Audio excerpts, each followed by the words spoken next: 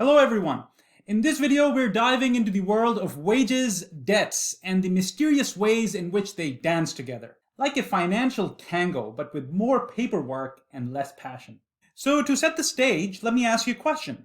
Imagine your salary goes up. Champagne, confetti, the whole shebang.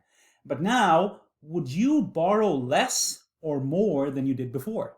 The answer actually is not as straightforward as you might think. On the one hand, you might say, more money, less debt. After all, if you're making more money, you don't need to borrow as much. On the other hand, with a fatter wallet, you might also feel like a financial Superman, ready to take on more debt. And what is even less clear is what kind of borrowing would you expect to go up or down with an increase in salary? Maybe credit card debt for those late-night online shopping sprees? Or student loans? Hey, maybe a shiny new car loan. Or maybe a mortgage for that dream house with the unnecessary but oh so desirable cheese room.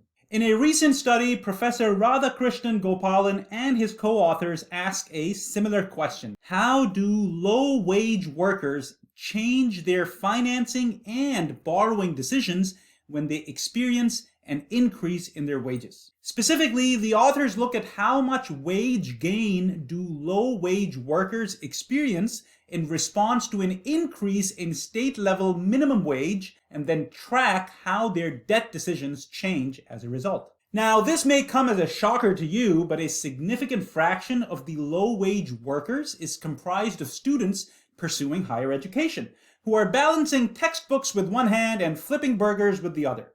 And most of these students finance a significant portion of their education-related expenses with student loans. So an appealing feature, and in fact one of the main focuses of the study, is that it looks at how low-wage workers change the amount they borrow to fund their higher education in response to an increase in their wages. To conduct their study, the authors take state-level data on minimum wage changes and combine it with individual-level income and credit data from Equifax, one of the three main credit rating agencies in the US, that literally knows more about your spending and borrowing habits than your own mother. You can think of credit rating agencies as financial stalkers that literally know about every dollar you've ever borrowed and paid, or not paid, except that you can't take a restraining order against them. But I digress. The study finds that in the 3 years following an 88 cents per hour increase in their minimum wage,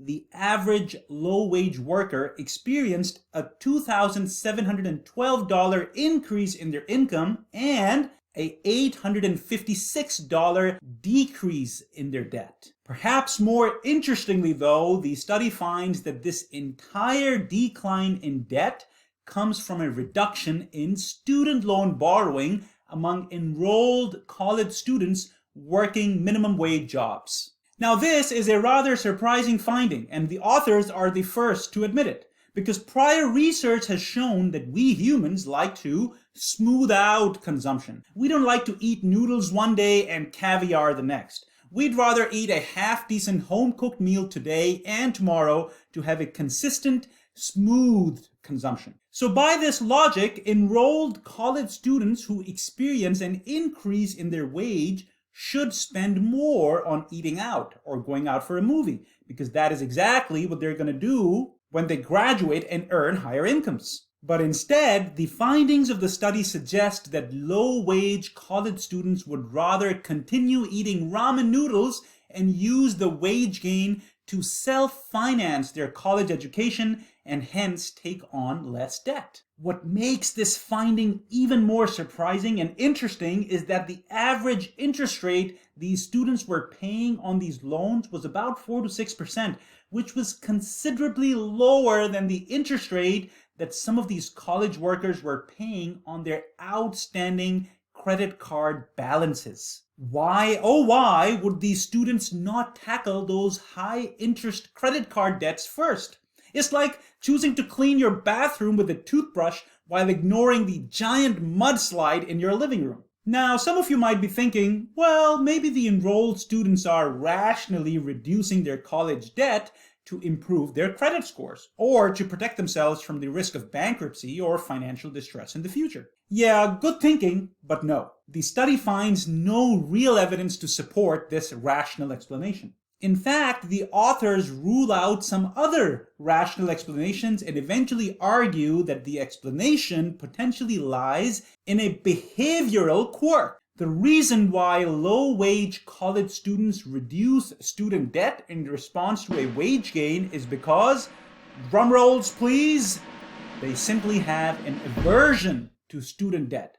Yep, you heard that right. They just hate student debt. That means that college students hate student debt so much that they'd rather continue wearing raggedy clothes or paying high interest rate on credit card debt than to take on student debt. It's like preferring to walk barefoot over hot coals rather than wearing shoes because you just hate tying those shoelaces. Regardless of the explanation, the findings of the paper are important because they suggest that perhaps one way to achieve a reduction in the aggregate growth rate of student loan balances is by increasing the federal minimum wage. Well, sounds like this is sure to fuel the debate between those championing higher wages as a cure-all and the doom and gloom brigade, who sees every wage increase as the first step on a slippery slope to economic anarchy. To learn more about the study, read the research paper yourself, link in the description below. This is Professor Ikram. Thanks for tuning in. If you found this video useful, click the like button and subscribe to the channel. And feel free to ask any questions using the comment section. Happy learning.